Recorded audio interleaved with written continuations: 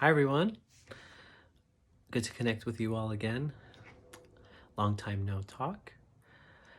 Today, I wanted to speak to you all about intuition and,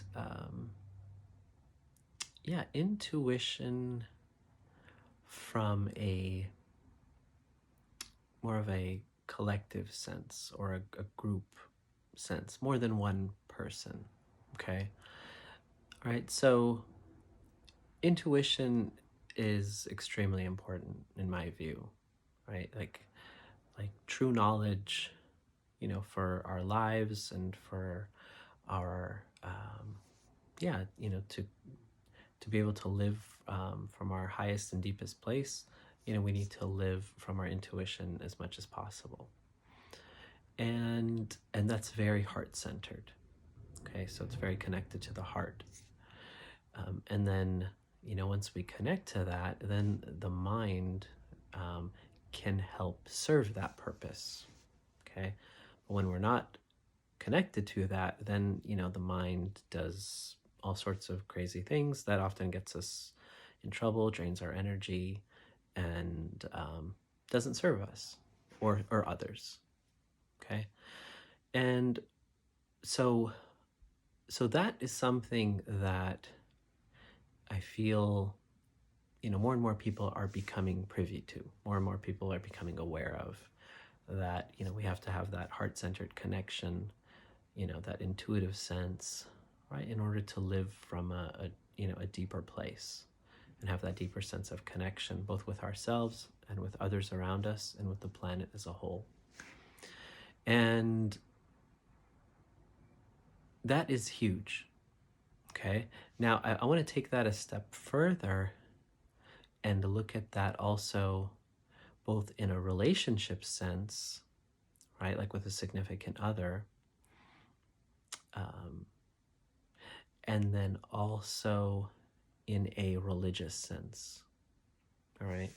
And so I don't know how much time we're going to have to go through all of this, but I wanted to at least, spark some, um, trigger some insights, hopefully, for you all. And so with regards to in a relationship, one thing that I've learned is that, in order for the relationship to thrive, it's important for that intuition to be coming from, both parties in the relationship. Because if one party is looking to impose, if you will, their intuitive sense on the relationship as a whole, then the relationship it's going to suffer because it requires both parties' intuitive light in order to thrive. Okay, so because there's a lot of relationships out there that focus on it's essentially it's both parties, egos, coddling each other. All right, and that works at a surface level, and people can get along fine, comfortably, right? But but as far as going deeper, having a sense of purpose, some I think will find that that would be lacking, in such a scenario.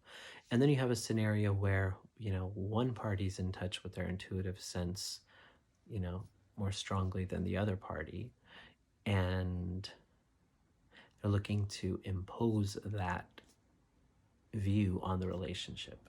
And in that scenario, I feel like it's important for us to recognize that, the relationship will still suffer. Now, when both parties' intuitive sense and guidance, can guide the relationship, then that's where, I feel like real magic can happen. And, like the way I see it, it's like, it's like you've got this ball, right? And if you just got, half the light on just half of it, and you're trying to guide the ball. It's not going to work. It needs the light from both sides in order to feel seen and valued. And so, yeah, I feel like that's really important, in order for us to be able to honor relationships, the way they need to be honored, right? And this can also apply for organizations, right? Like if we want to work consciously in different organizations, it's important for everyone who's a part of the organization to bring their intuitive sense and to have that honored in some fashion, right? Because if it's not, then that then the relationship or the organization won't thrive as it could. Okay, and then it also reminds me of the mystic poet Maulana Rumi's story of the elephant in the dark room, where you have different people looking to in the dark room touching the elephant, and they're all touching different aspects of the elephant. One person touches the leg and says, "Oh, I've discovered the elephant. It feels like this big strong pillar." Another person touching the elephant's ear and saying, "No, no, no, you've got it all wrong. The elephant is this floppy, fuzzy object, and not this strong pillar that you say it is." Another person touching the ivory husk of the elephant, saying, "No, no, no, you both have it wrong. The elephant is this smooth, long, curvy structure, right?" But in reality, they're all right, but they're all experiencing different aspects of the elephant, right? And then this applies to different religions as well, right? Like people experiencing different religious traditions, experiencing God in, from their own tradition's experience, right? So whether it's from the experience of Jesus, of Buddha, of Muhammad, of Moses, people experiencing different aspects of that, of the divine, right? Of that divine intuitive experience. And so the more that we can, see things from a holistic perspective, then the more that we'll be able to thrive, and we'll be able to live, on purpose, and be able to serve others on purpose, and to serve the planet as a whole. So I wanted to share those insights with you all that I recently came to. And I hope you find it helpful.